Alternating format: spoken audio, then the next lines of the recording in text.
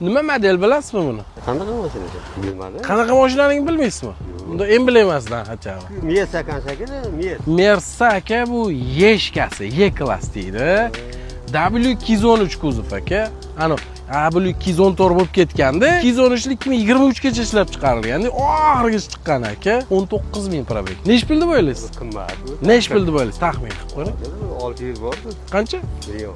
600 millionmi? Bordi. Gap yo'lagan. Ancha yaqinlashdingiz. Xudo xolasa aka. Hamma mana shunaqa mashinalar haydasin aka. Nasib qilsin, sizga ham, bizga ham. Baraka toping aka. Yo'q, mashinaga gap yo'q. Da, nasib qilsin. Aka, salomat bo'ling. W213 kuzov pulga ham topib bo'lmaydigani, ya'ni 2023-yil oxirida chiqqan edi. Уже 2024 dan 214 bo'lib ketgan. 19000 ekan atigi probegi E300 gibridi. Head-up displeylargacha bor, lyuklargacha bor.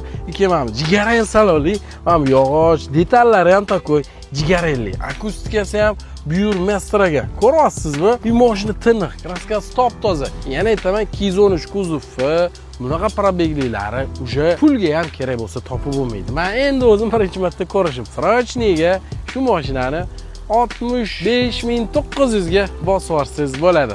Bosib yuboring oxirgi 213 lardan. Shu bilan 213 bunaqa probeglisi zavoddan chiqmaydi.